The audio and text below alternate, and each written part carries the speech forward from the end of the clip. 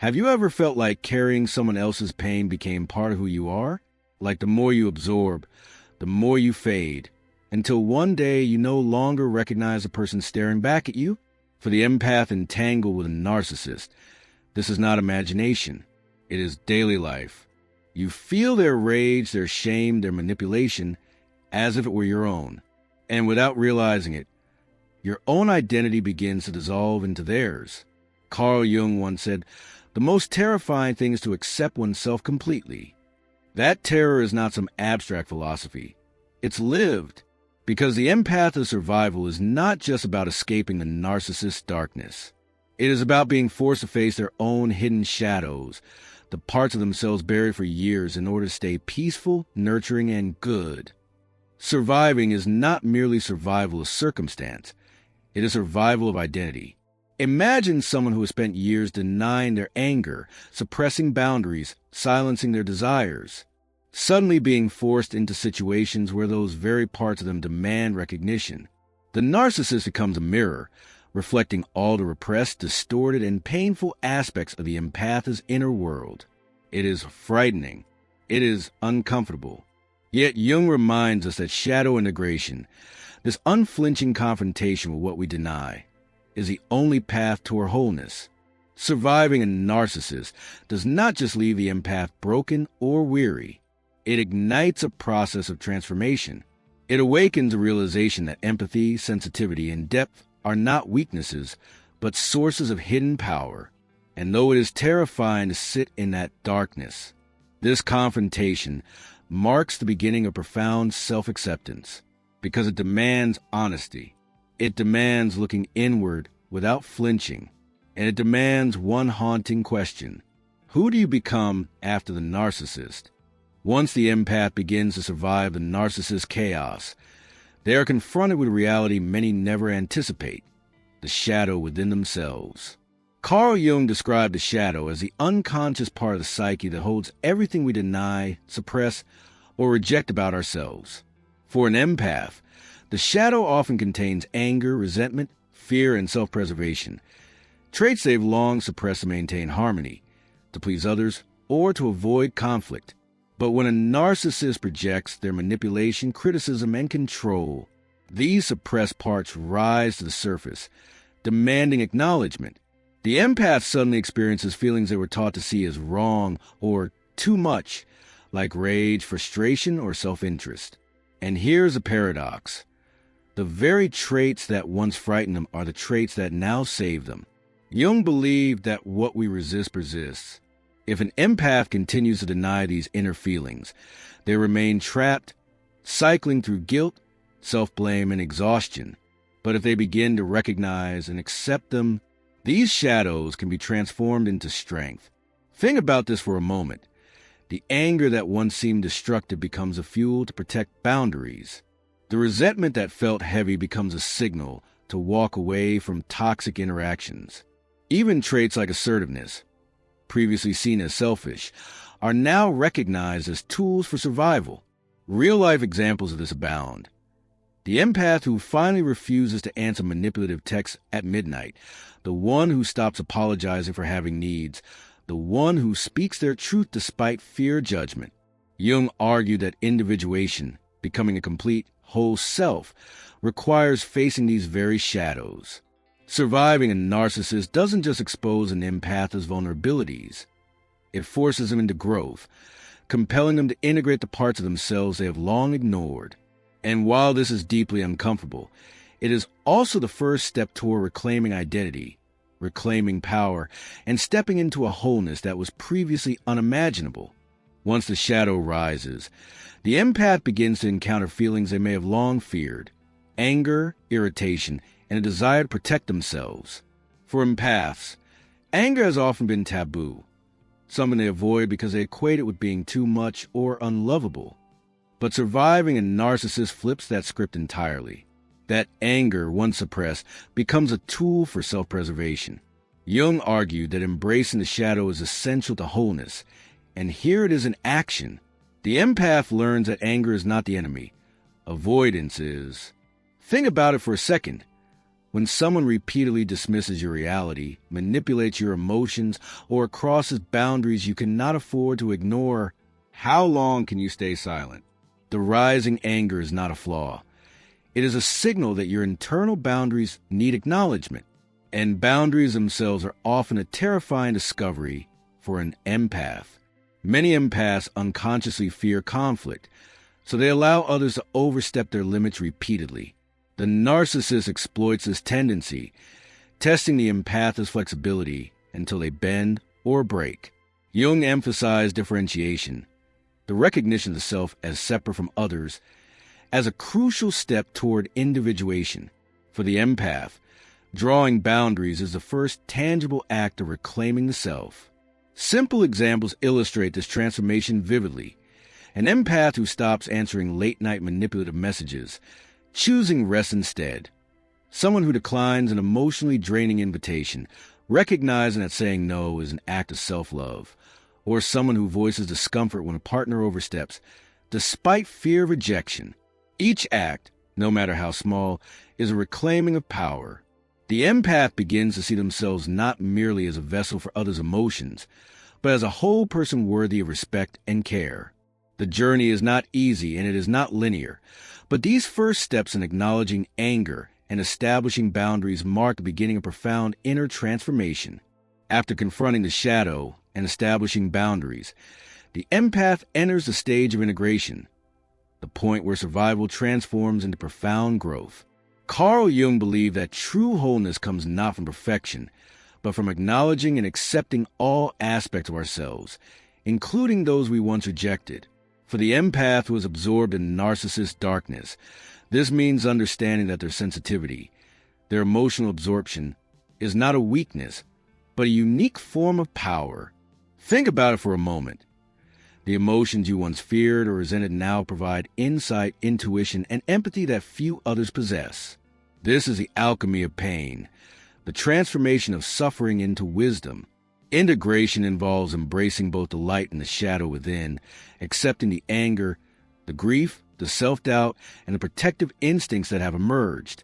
Real-life examples make this tangible. Consider an empath who finally recognizes when someone is being manipulative, trusting their instincts rather than doubting themselves.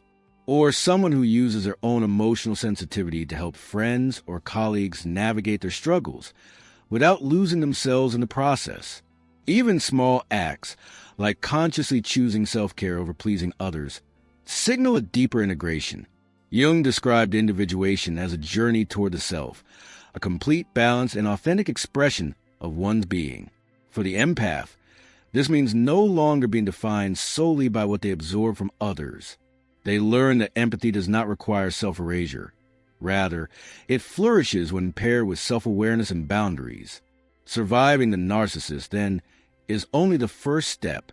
True transformation occurs when the empath realizes that their depth, their emotional range, and their ability to feel deeply are not burdens to hide, but tools to understand the world and themselves on a more profound level. The darkness they absorb becomes a mirror, reflecting both what they feared and the strength they gained by surviving it. This is where Jung's warning hits hardest. The most terrifying thing is to accept oneself completely. After surviving the narcissist, the empath stands at a crossroads. On one side lies the familiar, the habit of minimizing feelings, people-pleasing, and hiding parts of themselves. On the other side lies the unknown, full acceptance of every emotion, desire, and shadow trait that has been awakened through the relationship. Accepting oneself completely is terrifying because it forces the empath to confront not only the pain they've endured, but also the parts of themselves they resisted for years. Imagine facing the reality that anger, fear, and grief are not enemies, but integral pieces of who you are. Imagine recognizing that your empathy, once a vulnerability, is a profound strength, yet only if paired with discernment and self-respect. Jung argued that individuation is impossible without this confrontation. You cannot integrate the shadow without seeing it, acknowledging it, and allowing to coexist with your conscious self. Real-life examples bring this home. The empath who has spent years apologizing for being too sensitive finally accepts that sensitivity is part of their intuition. The one who once overextended themselves emotionally begins to prioritize their needs without guilt. Even the empath who feared expressing anger learns to see it as a necessary and protective force. Each act of self-acceptance is a tiny rebellion against the years of self-denial imposed by the narcissist. And while the process is uncomfortable, frightening, and sometimes painful, it also brings liberation. The empath realizes that the darkness they absorb was never meant to define them. It was meant to awaken them. Accepting oneself completely is not a single moment, but a lifelong practice, a continuous dialogue with both light and shadow, with wounds and strengths. And it is here, in this terrifying acceptance, that the empath truly begins to reclaim their identity, step into their power, and transform the pain they've carried into wisdom and resilience. Even after the empath begins to accept themselves, the world doesn't suddenly become easier. Daily life presents constant reminders of old patterns, moments where the shadow reemerges, and situations that test newly established boundaries. Jung emphasized that individuation is a lifelong journey. It isn't a destination you reach once and for all. Think about this. The empath may find themselves overextending at work, saying yes when their gut says no, or feeling the pull to soothe a friend who repeatedly crosses limits. These moments can trigger guilt, doubt, or the urge to retreat into old habits. But here's where the transformation shows its depth. The empath now has tools to navigate these challenges. They recognize emotional triggers, discern manipulation, and respond rather than react. They understand that discomfort does not mean failure. It is an invitation to practice integration. Real-life examples illustrate this process.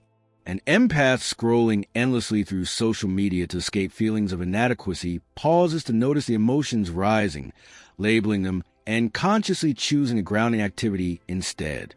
Another empath who notices irritation with a friend pauses before reacting, reflecting, is this truly theirs to solve, or is this my boundary? Even the small act of walking away from a draining conversation, without guilt, signifies the growing mastery of self. Jung would call this conscious engagement with the unconscious, noticing the shadow in action, acknowledging it, and making intentional choices. These everyday practices slowly build resilience, self-awareness, and empowerment. They reinforce the empath's understanding that their sensitivity is not weakness, and that absorbing darkness no longer defines them. Each mindful decision is a step toward wholeness, demonstrating that survival after toxicity is not just about endurance. It is about transformation, mastery of the self, and the ability to navigate life with clarity and authenticity. Surviving a narcissist leaves a mark, not just in relationships, but deep within the empath's psyche. It's a weight that can feel unbearable, like carrying a storm that isn't yours. I've been there too, feeling drained, questioning my own reality, and wondering if my empathy was a curse rather than a gift. Carl Jung reminds us that these experiences are not meant to destroy us, but to awaken us. The empath's emotional sensitivity is a lens through which they experience both the world's beauty and its darkness, and surviving manipulation forces them to confront their own inner complexity.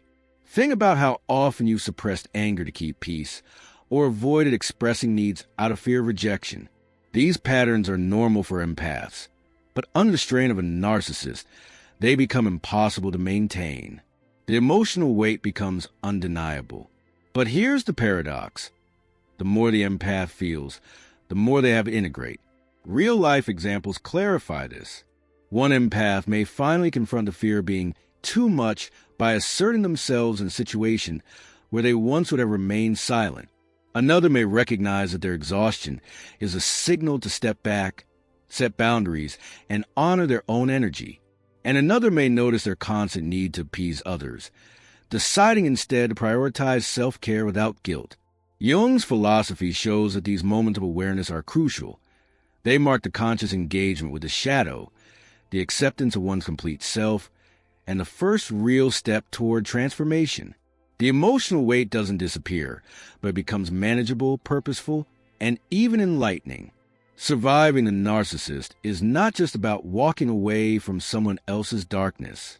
It's about recognizing your own light within the shadows and understanding that empathy, when paired with self-acceptance and boundaries, becomes a source of profound strength. After surviving the narcissist and integrating the shadow, the empath begins to experience a subtle but profound shift: empowerment. This isn't a loud, aggressive type of power. It's quiet, steady, and deeply rooted in self-awareness.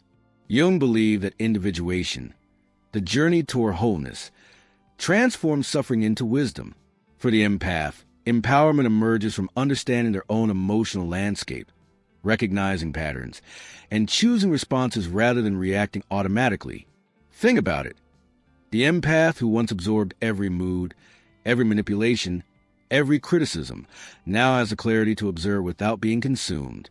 Boundaries become second nature, and emotional sensitivity becomes a tool for insight rather than a source of vulnerability. Real-life examples make this tangible. An empath might notice the subtle manipulation of a co-worker, but respond with calm firmness instead of anxiety or over-apology. Another may detect a partner's controlling tendencies early and make conscious choices that protect their well-being. And yet another may use their emotional depth to guide and support others while maintaining their own integrity.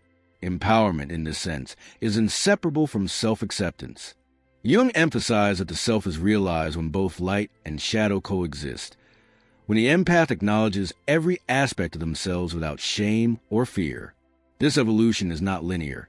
Setbacks are natural, but each experience strengthens resilience. Over time, the empath who once felt drained by darkness begins to navigate life with newfound confidence. Their empathy no longer makes them vulnerable.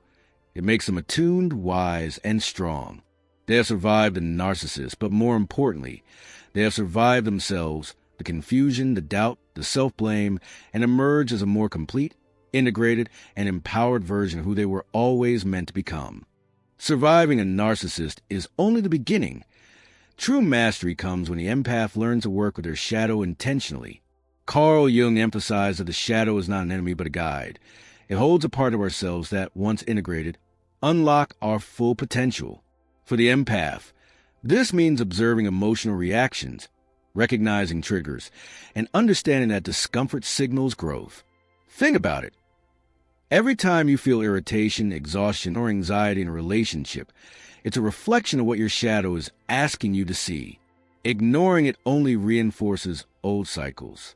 Practical strategies can turn this awareness into empowerment. Journaling is a simple but effective tool. Writing down feelings without judgment allows the empath to recognize patterns and understand where their energy is being drained. Meditation and mindfulness create a pause between stimulus and response, giving the empath the space to choose actions consciously. Boundaries, again, are essential. Learning to say no without guilt, to leave situations that compromise well-being, and to honor personal needs consistently. Real-life examples make this actionable. An empath who notices recurring frustration with a friend begins to assert limits on availability, realizing that saying no preserves both their energy and the relationship's authenticity. Another empath identifies moments when they are people-pleasing at work and consciously delegates or declines extra tasks without fear. Even recognizing subtle internal judgments, the voice that says, "I'm too sensitive," and challenging it, becomes an act of shadow mastery. Jung believed that the conscious engagement with the shadow leads to self-realization. For empaths, mastering the shadow doesn't eliminate emotional depth. It amplifies it, transforming vulnerability into wisdom, sensitivity into insight, and absorption into intentionality. This daily practice turns surviving into thriving and allows the empath to move through life fully aware, fully integrated, and fully empowered. By the time the empath has begun mastering their shadow, a remarkable transformation takes place. Survival evolves into freedom. Freedom from guilt, from overabsorption, and from the constant fear of judgment. Carl Jung believed that confronting and integrating the shadow is the path to individuation, the process of becoming whole. For the empath, this freedom is not external. It is internal. It is a liberation of knowing that they are complete, that their sensitivity is a strength, and that the darkness they once absorbed does not define them. Think about this. The empath who once felt drained by narcissist manipulation now moves through life with discernment and clarity. They recognize emotional manipulation immediately, understand when to engage, and know when to step back without self-blame. Personal reflection plays a huge role in this stage. I've been there, realizing that every moment of exhaustion, every bout of self-doubt, was a teacher rather than a punishment. Journaling, introspection, and mindful pauses helped me see patterns I had repeated unconsciously. Recognizing these patterns allowed me to choose differently, reclaiming my energy and asserting my own needs without guilt. Real-life examples reinforce this evolution. An empath may choose to leave a toxic friendship, realizing that compassion does not require self-sacrifice. Another may consciously limit social interactions to preserve energy. And yet another may speak openly about their feelings, trusting that honesty is not a weakness, but an expression of wholeness. Jung's philosophy teaches that the empath's journey through darkness is a form of alchemy, transforming absorbed pain into insight, fear into courage, and sensitivity into wisdom. By embracing freedom in this way, the empath finally understands that surviving a narcissist was not just about escape. It was about awakening to their full potential, reclaiming their identity, and stepping into a life guided by self-acceptance, integrity, and profound inner strength. Now that the empath has survived, faced a shadow, and begun reclaiming their identity, the journey turns toward practical application. Carl Jung emphasized that awareness alone is not enough. Integration requires conscious action. For the empath, this means creating daily practices that reinforce boundaries, self-acceptance, and emotional mastery. Start small. Notice when you feel drained or triggered, and pause to ask yourself, is this truly mine to carry? Journaling can help capture these reflections, revealing patterns that once went unnoticed. Mindfulness or meditation strengthens the gap between impulse and response, allowing the empath to act with clarity rather than reaction.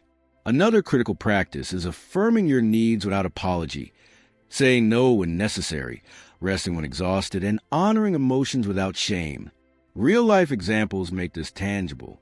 An empath who habitually overextends at work begins delegating tasks, realizing productivity does not require self-sacrifice. Someone who constantly worries about others' opinions starts sharing authentic thoughts without fear. Another learns to identify manipulative behaviors early, addressing them assertively or removing themselves from the situation. Each act, though seemingly small, compounds over time, reinforcing inner strength and self-trust. Jung reminds us that embracing both light and shadow is not a one-time achievement. It's a lifelong process. By practicing these steps consistently, the empath transforms the pain absorbed from narcissistic relationships into wisdom, resilience, and empowerment. Remember, the darkness you survived was never meant to break you. It was meant to teach you, to reveal your strength, and to guide you toward wholeness. So take one conscious step today. Journal a feeling, set a boundary, or simply acknowledge your own worth. Each step is a reclaiming of power. Each step is the empath becoming fully themselves, whole, resilient, and unafraid of their own light and shadow.